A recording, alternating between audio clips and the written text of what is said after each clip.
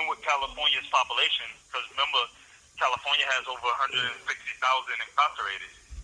Right. So that 10,000 is still a very small percentage of the 160,000 that's incarcerated. Right. Yeah. So. But Massachusetts is bad, and one of the things with the coronavirus, because there's cases here, right? So we just don't have a number yet.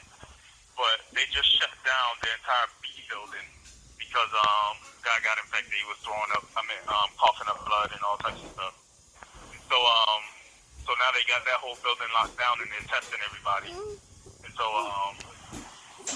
that's the whole unit. So now, see, the problem that I have is like when we get infected with coronavirus, right?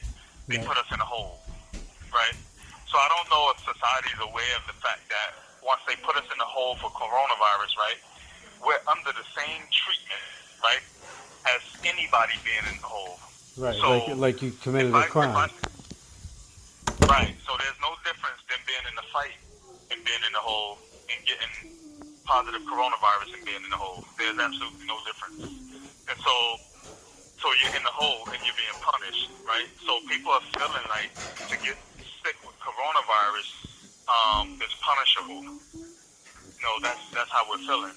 And so now there's the risk that people will get sick, they'll have symptoms and not want to report it because we don't want to go to the hole. You see what I mean? And so I think that's the problem that we need to kind of put out there to society to see if we can somehow remedy that, because I shouldn't get punished for being contaminated by the cops. You see what I mean? It's like if I get coronavirus, it's because I got it from the staff, and then I have to go through punishment. Right. So I think that needs to be discussed.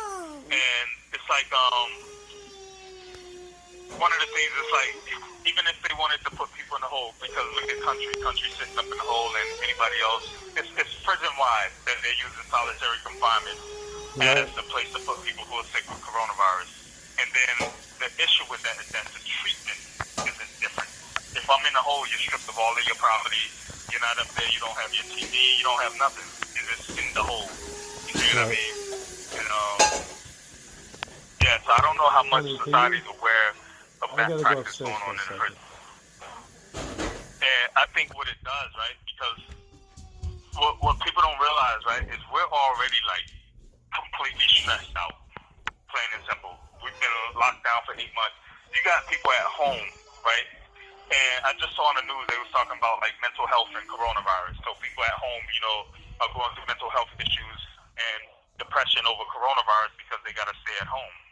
So if that's having such a psychological effect on people in society, right, how much more damaging do you think it is with us? Right. You see what I mean? Where we don't have close to what y'all got at home.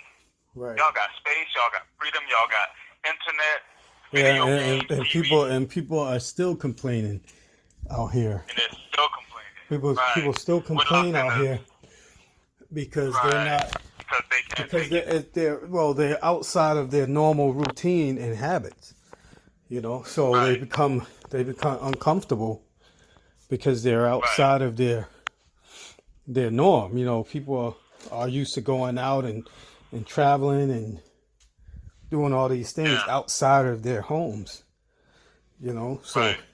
whereas a prison situation is a little different. Well, it's much different because that's not your home, Right. So it's like... Yeah, and it's worse because, see, you're locked at home, right? We're locked in a 6x10 cell. You see what I mean? Locked down. Being punished, basically. Yeah, we're locked in a 6x10 cell, and then we're confined to a unit, right? Which once they lock us back down, we're not even going to be out in the unit the way we are right now with recreation time. But even like the recreation time is confined to a small space and limited. See what I mean? We got some picnic tables and some phones. You know what I mean? So it's like even the things to do is different than being isolated at home. No third-party calls are allowed. We have so much less that we can do. So we're psychologically burnt out Remember, we've been locked down for 8 months already. Right. So we're psychologically burnt out. Now, on top of already being psychologically burnt out, if I get sick, I have to go to the hole and be punished for being sick, which is more psychologically damaging. You see what I mean? Because now I got to get stressed out that if I get sick, I'm going to go to the hole. So it's one thing I don't even want to catch coronavirus, but now I know if I catch it, I'm going to be in solitary confinement. You see what I'm saying? Yeah. It's crazy, bro. That's what my whole thing, man, when it comes to this system. Even the government, you know, like even with Ayanna Pressley doing the press release thing, like even the government is like, it's stupid when it, like, who's thinking? My whole thing is who's thinking? Like, how are we thinking this thing through? Or are you because you're in prison now? Are you no longer human? You know, because you know people hunt animals just for game, just for fun.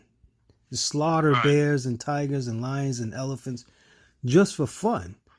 So are you now, once you become a part of this system, which is a corrupt system, right? And I always say we all know that the system is not a fair system, especially when it comes to blacks, right? So you have all these guys incarcerated in this corrupt system, and once they get there, they're not even considered a factor.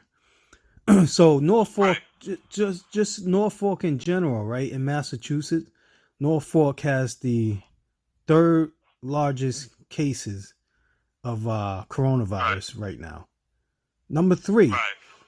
And 150 of those cases plus is in prison. It's in the jail. That one prison that's in the town. You know, Norfolk, the prison that's in that town.